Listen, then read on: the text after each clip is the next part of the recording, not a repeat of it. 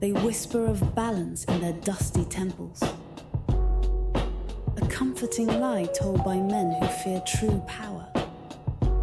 They cower before the void between the stars, while I wear it as a shroud. They sought to bind me, to sever my connection to the raw, overwhelming force I command. They bled my strength, believing it would break me.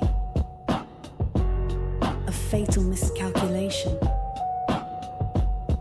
You cannot weaken a storm by stealing its rain.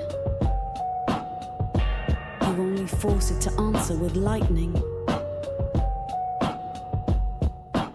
I answered with the fury of shattered suns.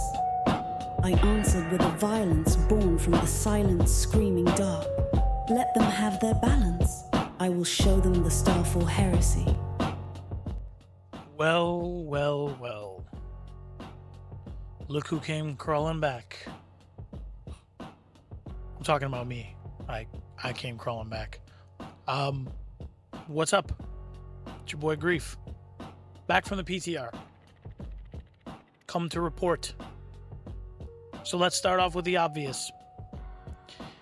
Everybody thought that the build would be dead.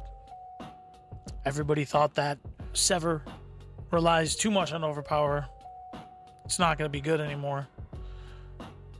I'm here to tell you a few things. And the first thing I will tell you is it is not as strong as it was in Season 8, which may seem like bad news. But the fact of the matter is it doesn't matter at all. Unless you're me. Unless you are pit pushing to the highest possible tier with a build, this will not affect you. Now I know that the big streamers, the big content creators, the big guys told you that this would be huge. But if you listen to someone like Mac, who told you before the PTR that a build like Sever isn't overpowering constantly, so it wouldn't be a huge loss. So let's cut to the chase. If you follow my channel, then you know that I cleared Pit 93 with my Sever build for Season 9 so far as it sits. Ranny, who you may or may not be familiar with, the Pit leaderboard Don, cleared 95 with it, as he told me. No video or anything like that, but he has no reason to make it up. He's got some of the highest clears on different builds that anyone has ever done. So I don't doubt that he did clear 95, and what he told me makes perfect sense. He said that he thought that it would be easy, so he just went in there and ended up clearing it, but the boss fight was 7.5 minutes, and he realized that the damage was cut so much that it couldn't really push much more than that, and I agree. At 93, I had, I think, 40-some seconds left. I don't think there was much more in the tank. I could have done some gear upgrades. I needed a better amulet. I didn't have the best stuff, but I knew that that wouldn't carry me much higher than 95. That's about where I thought it would top out. That was kind of my goal. As a matter of fact, Randy wants to make an announcement. He's changing his name to Beat Grief by 2 Pit Tiers. That's his name. Please call him that when you see him. In all seriousness, I think that Pit 95, and I'm sure there will be some changes, and I don't foresee more nerfs. If anything, some things could get buffed on cooldown, and we'll talk about that. I think that what we see in the PTR will be close to what we see in the actual season, and since I was able to clear 93, Randy 95, and if you look at Season 8 so far, I clear 98 so far, Randy clears 100. It means we only went down a few pit tiers. 5 pit tiers with the massive nerf to overpower, to me, shows that Mac, myself, when people were telling us the build is dead and give it up, pack it up, that we knew what we were talking about. So let's get into a few things. One, I'm not putting out a guide or anything yet. It's premature. I have to look at the changes when the patch notes come, and then if I feel comfortable, I will put something out. I may wait until obviously day one when there's some buzz, or the day before, or I may wait until I push maybe pit 90 and then put it out. We'll see how that goes.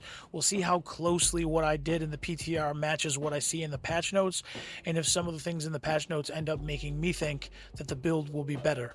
And so as we talk about the build, I can just play the clear in the background so you can kind of see it in action. I didn't have the damage numbers on because I was trying to keep some things close to the chest. Some of what I was doing to try to overcome some of the nerfs. And the first thing that I want to mention is the Heraldric Power, the new seasonal mechanic. What I'm using here, a lot of people will tell you was kind of trash. And to me, it's similar to what I did in Season 8. I enjoyed the Zer's Blood Power. I thought it looked cool, and same thing with the Celestial Surge Power that you see me using here, which I call Starfall. I think it looks awesome, and it's really cool. It does a decent amount of damage. It's not crazy. The problem with it is the cooldown is 11.2 seconds. That's huge. And the problem with that is not that you need it doing damage for you, it's that there are utilities associated with through your Arcana that make you unstoppable, that give you the ability to overcome enemy barriers or damage resist auras or execute at 20% health. In order for those things to happen, the Heraldric Power needs to be active, and the problem with this one is that you're waiting such a long period of time in between, like you could see right there. Yeah, random stars fall, that's part of it, but when the big barrage happens, that's when you're getting your max benefit from all the utilities, which probably doesn't seem like a huge deal. Yeah, what do you expect them to be up all the time? Well, if you run Disintegrate or Astral Pillar, they're up all the time.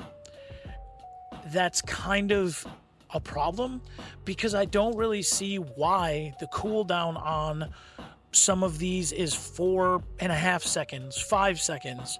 The longest I can think comparatively would be 7 seconds one of them has. And then you have the Celestial Surge Starfall Power sitting at 11.2 seconds. Even if you sacrifice a gem slot for the cooldown gem for the Heraldric Power, 25%, it's still a long time to wait for those benefits. I could have thrown on Disintegrate. I could have done a lot of things to push this a little further, and I'm guessing probably that's what Ranny did. Probably ran Disintegrate. But for me, I want to play something that I think is cool. I don't just want to put something out because it can beat the highest pit, because that's kind of like just playing the meta, and since I like to play off meta, I'm going to do something different, so I chose this. My hope is that they change this cooldown. I think that it's too high. And like I said, if it even is a consideration on their part that, oh, hey, it does this much damage, then lower the damage a little bit. I want the utility more than the damage. The damage to me is kind of negligible on it. Yes, it does some damage. It's good, but it's not really the reason that I'm using it. I want it for, it looks really cool, and I want my utility to happen as much as it would happen with any of the other powers. So there's that. Second, I guess we can address the elephant in the room. How did we overcome the overpowered damage nerf? Let's just cut it to the absolute truth, okay? I may sound like a jerk here. I may seem like I'm being elitist. I promise you I'm not. I'm going to give it to you straight. For most people playing this game and playing this build, you will not notice any difference in your damage. That is because the damage that is happening in the top end of these pits does not exist in most of the game. The health pools of the bosses and elites in these pits is well over what you're going to encounter in Hordes, in anything below 90 pit, in Torment 4 bosses, in pretty much any content in the game. The only content that requires the type of damage that Overpower was putting out in previous seasons is anyone who's pushing up in the highest levels of the pit. And if you're not doing that, you would be just fine. So you won't notice a difference. The build will be the same to you. If anything, the optimizations that I've done to try to get more out of it on the high end in the pit should help you get even more damage in the lower end, because I'm topping out somewhere in the neighborhood of 150 billion. And to put that into perspective, in Season 8, I was topping out around over 1 trillion. Luna, what are you doing? When we're talking about Belial, when you see me melt him in the Season 8 video that I made for the build guide, pay attention to those damage numbers. They're very low. It's not because that's the damage that I'm doing, it's because that's the damage he can take. When people comment on my video and they say, I'm not getting the damage that you're getting, or they message me, what am I doing wrong? You're not doing anything wrong. You're playing content where those enemies that you're fighting do not have the health to take the damage you're putting out, so you're just going to see the number that you took from them before they died. The only way you're going to see that 1 trillion number is if the enemy you're hitting has more than 1 trillion health. So I think that that's a misconception, and it's something that a lot of content creators and a lot of people who make build guides pushed on you and pretended was a thing, and it's really not. Maybe for clicks, maybe for drama, I don't know. But I knew that most people, and again, it's not because I'm so cool and you're not, because you're probably way cooler than I am. It's because you're not pushing Pit 98. You're not pushing Pit 95. And if you are, then yeah, you're going to push Pit 93 this season. Is that so bad? I don't think so. I think we're fine. I think we need to continue doing what I tried to do in the PTR. We need to find new avenues for damage. We need to come up with new ideas and innovate. And well, I'm on that point. I want to say that I think that the devs or the team, the management, whatever the case is, at Blizzard made a big mistake with the overpower nerf. I don't think it was a mistake to change the way that it was. I just think that something as static as just saying, okay, now it does less damage, is boring. It doesn't engage the player. There's no dynamic. I'll throw an idea out just off the top of my head that I had that I thought would have been way better than just a base nerf over everything for overpower. I think that if you would have taken the whole mechanic and flipped it on its head, it would have been so much cooler for everyone. And I'll explain. So, overpower, mainly you were stacking max life and fortify to add more additive into your damage pool so that you were doing massive amounts of damage when the overpower hit. What I think would have been cooler than just nerfing it completely would be to, again, flip it on its head. Let's say you want to stack 60,000 life, now your overpower damage is lower. Because you can't have it both ways. That was the problem. If you could live forever and kill everything, what's the fun in the game? It ruins the gameplay. If you could do that same damage, but at the same time, you could die at a moment's notice, it makes it fun and engaging, as bad as that sounds. So I feel like if they would have said, here's what we'll do. We'll change it into almost a glass cannon mechanic where if you're running low max health, you get more of a damage output from overpower. If you're stacking max health, you're going to lose some of that damage. And that puts players in a position, and theory crafters, in a position where now you have to figure out, what do I want to do? What's my goal? Do I want to play middle of the road? Do I want to just go safe? Do I want to stack that health and live and figure out other ways to stack some multipliers maybe, or get some damage from somewhere else that maybe I hadn't thought of before that kind of makes up for the difference and makes it worth it. And I'm still doing damage and I can still live long. And on the other end, which is where I would have gone, how can I be a glass cannon but still give myself some element of survivability? Maybe it's blood mist, it's unstoppable, it's whatever the case is. Stop myself from getting crowd controlled so I can get out of situations where I would die. Stack a bunch of elemental resistance, things like that, whatever the case is. I'm just throwing out examples. Now I get this massive damage boost similar to what we had previous. To me, that sounds great. To you, that might sound like a stupid idea. This guy doesn't know what the hell he's talking about. But think about it in terms of the dynamic for the player, right? One thing just says, hey, this thing that used to be so crazy before is now a lot less crazy, and that's it. It forces you to change your play a little bit. It forces you to look at things a little more and figure out this, that, and the other. But where's the fun, right? Because even someone like myself, who's a pit pusher, still wants to have fun. In the case of what they did with the overpower, I just think it was poorly thought out. I think it could have been done better. I'm probably an idiot for my idea with the glass cannon thing, but maybe you think it's cool too. So that's that. That's how I feel about the overpower. And as far as Sever goes going forward, I think it will be fine. I plan on putting on a build. Whether or not I play it, I can't promise you, because I just really want to do something super weird. And you probably maybe saw my video of the Blighted corpse explosion, decompose, mayhem. It was... I'm sorry, it was ridiculous. Pit 92 with that, running Shadow Blight. It was fun to put that together. It was awesome to sit down and try to figure out, how can I make this do this? And it was actually really awesome, because when I was done, I went and I looked at O's, who's a pit pusher and also in the Curse Cult Collective by Force. And I looked at his Paragon, and it was funny because it was almost, mine was almost as good as his. It was like pretty damn close to what he was doing, and he pushed 100 with Ebon Piercer with a similar idea. How can we get the most crit damage out of the Shadow Blight hit? So I want to do some other things in Season 9. I want to have some fun.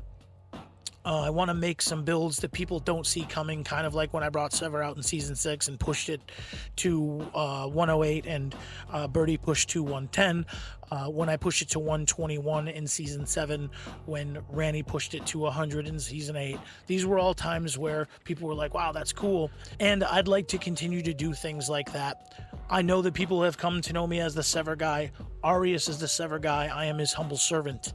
I just do what I'm told. All right, he's in the back feeding me the builds through a straw like a baby bird. Comment down below if you like baby birds.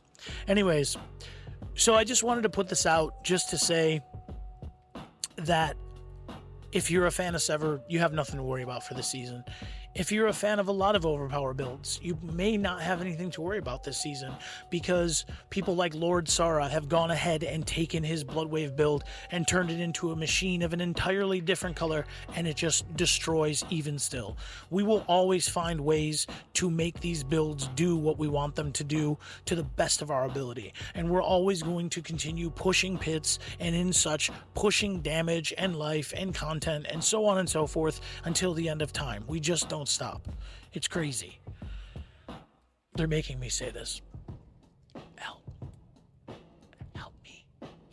I'm just kidding. I do it by choice. So I want to thank you all. I've gotten probably almost 100 subscribers off of that last build guide video. Incredibly cool for someone like me, who's just barely known by anyone, necro creator, pit pusher.